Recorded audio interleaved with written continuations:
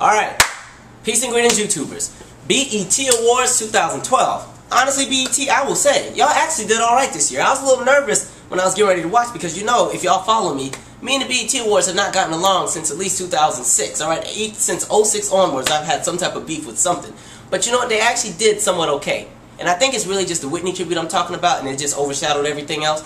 But you know what, they did alright. So, BET, that might be one of the few times I give y'all an applause for something. But you know what, that's okay.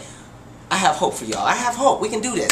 But, so I missed part of the beginning of the opening performance because I was still in traffic trying to get there, but I caught the end of it. So I caught, right before Kanye came out doing his freestyle. But my only beef with the 2 Chainz performance was, I'm trying to figure out who's in charge of doing the censoring this year because they just bleeped everything. They were scary as I don't know what. I don't know if they had like a 70-year-old man reading the transcript and the lyrics to all these songs and they were just delayed and trying to censor everything. But it was like they would bleep everything out in 20-second intervals. You just get the song and I was like, is my TV on mute? I didn't know, so I had to double check. But you know what they should do?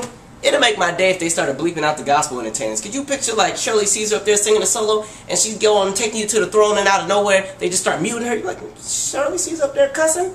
What's she up there talking about? But, you know, so that made my day. Kanye did a quick little freestyle afterwards. I think it was a freestyle. Maybe it's a song I haven't heard yet, but it was actually pretty good. Usher came out and performed, and actually Usher sounded really good with his falsetto. His chest voice was a little out there for a minute. I just couldn't get past what he was wearing because I couldn't stop looking at them dang pink boots. I just think, what's the monkey off Dora the Explorer? That's what I kept looking at. I'm like, that's what you got on. I'm like, and then them little legging pants, leather things he had on was just up down. I don't know.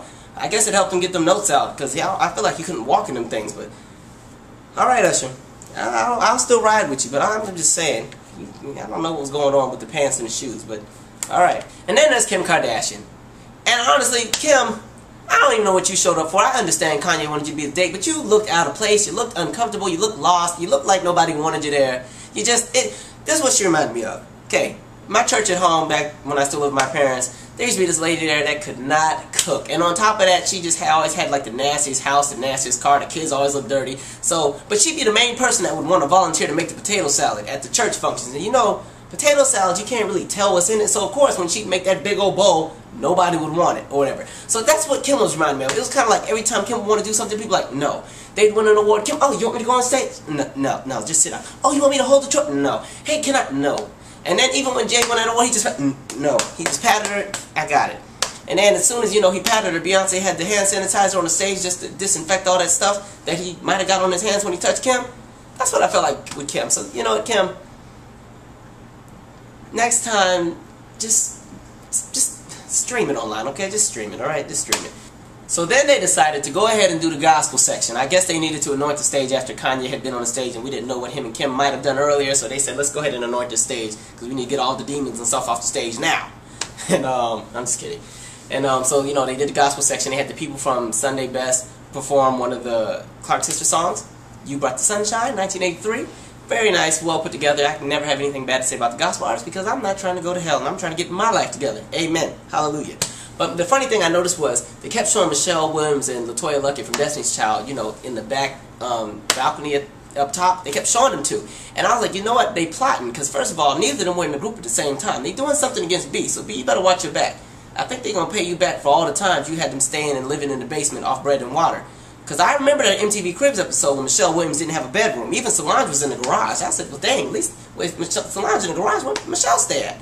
So, I don't know. B, you better watch your back. They're trying to get you. Then they went ahead, they went to commercial, came back, they did a quick Donna Summer tribute, and Chante Moore came out of nowhere and sang the heck out of that song. And mind you, Chante Moore, I like that lady. Like, I just met her last night, so I was already hyped that I met her, and then she was on TV today, and she was just gorgeous. And she sang the heck out of that song, did a little whistle note, just fly. She's really underrated. If you ever want to get into Chante Moore, pick up that A Love Supreme album. That's a really good album. Nicki Minaj performed. Never been big on Nicki, never really even cared for her, let alone liked her. But you know what, she had a band, she did her thing this time, so Nicki, I'll actually let you have that performance. You know, maybe that'll make it for that Hot 97 stunt you pulled, but I actually thought you did fairly decent. I don't really like your material like that, but you know what, hey, you were kind of shady for that little jab you put in when you did that acceptance speech talking about the, you know, honoring the past, present, and future. Yeah, I caught that, but that's okay. And then people kept clowning Valerie Simpson, you know, because of the hairstyle she had. I'm like, can y'all just let her be great? She's singing to her dead husband. I mean, what you think she's gonna look like? She ain't... Okay, shut up. But I'm just saying. So, you know, I thought she did a decent job too. Let her have her look. Honestly, look, if you lose your spouse, you can look however you want. All right. Melanie, Fiona sang, and that woman did a really, really, really good job vocally. One of my favorite performances of the night, along with Chante Moore, as far as vocal superiority. And very well put together performance. My only beef is something I hate about watching something like the BET Awards. Whenever we have all these entertainers that are just vocally stellar, that come up there and just really sing you under the table, the crowd is always just sitting in their seats. But then Rick Ross will come on stage or whatever and do some mess and everybody's up and just hype, and I'm like, I don't understand. I mean, what are the standards for you? What you're entertained by? Somebody please answer that in the comments section. I'm still trying to figure that out. But you know, no hate against Rick Ross. I'm just saying that's how I feel. Oh, and then Yolanda Adams won her award, and then she came out and preached about not being tacky. And people thought she was talking about condoms when she said wrap it up, but I think she was talking about what the teleprompter said. I think they told her to wrap it up and get off the stage because you're talking too much. Probably like I'm doing in this video. And then D'Angelo performed, and the women started foaming at the mouth and passing out and going into cardiac arrest and having seizures and speaking in tongues and having convulsions and all that other stuff. But it was actually a pretty good performance. He had like a really huge band, probably like 10 people in the band. You know, for me, if you got a super band like Parliament and Funkadelics, I'm down with you. And so he sat there, he did his thing. He was up there for a really long time too. I was like, he was up there for about 10 minutes. I said, man, you must have took half of Chris Brown's stage time, because Chris Brown was only on stage for about 10 seconds. I'll get to his performance later. So, you know, he was out there performing, and I was waiting for Erykah Badu to come out and pull a tambourine out of her bra and do what Erykah normally does on stage, but Erykah wasn't there. But, so D'Angelo had a good performance. He looked like he came out of Cell Block 8, you know, but, you know, that's alright. I was here for the music. I don't care what you look like. And then this is one of the beefs I really had that just set me off for about a whole 20 minutes during the show. Mindless behavior.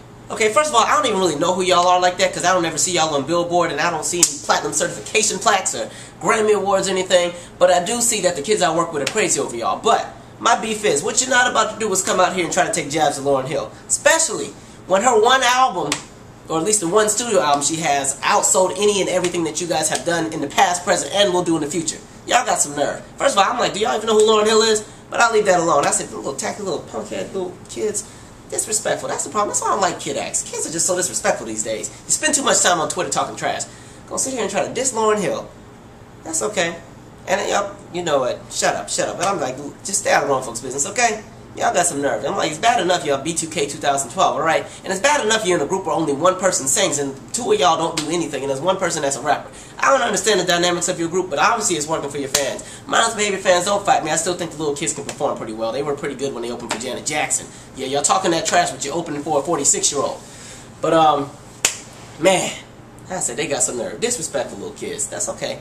They're 15 and 16. They ain't realize what they're doing. They'll catch up to them later. Oh, and then they had presented an award, and Beyonce had actually won that and came and corrected them and talked about how Mary J. Blige and Lauryn were her influences. And then after she got her award, I think she went home and tossed the award to Blue Ivy, and, you know, here, you can play with it. I got too much, you know, too many awards on my shelf, and I don't got enough space for all these Grammys and AMAs and Billboard and other awards. So here you go, Blue Ivy. So Blue Ivy's playing with that BET award, and I think she's chewing on it right now. Alright, and then they had the amazing Frankie Beverly tribute, and I thought it was really well put together. I enjoyed all the people that participated, like Joe and Tyrese and Faith Evans. They always do really well, especially Joe. Joe's a really great vocalist. He's always been underrated, and I think it's because he always had to be an R. Kelly shadow in the 90s. But Joe has some really good albums. He got about 112 of them because he come out with a new album every 6 months. And but no, it was a really well put together set of performances, and then, you know, the actual group came and performed. And look, I know people were trying to clown Homeboy's voice because he did sound like he had swallowed a box of sand and then, you know, a few cigarette ashes and some charcoal and then a few rocks, and then, I don't know, somebody put a Brillo pad and just scraped the back of his throat with it. I mean, I know he sounded kind of rough, but you know what?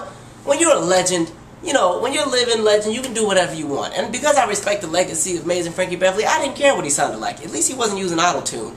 And now, I mean, if this was 30 years ago and he sounded like that, I would have been real pissed off. But you know what, I was like, honestly, look, it's his tribute. He can do whatever he wants. If he wants to sound like that, that's fine with me. That is the voice of someone who's been performing for decades and decades and performing in front of millions and millions of people. That voice ain't going to sound the same after 35 years.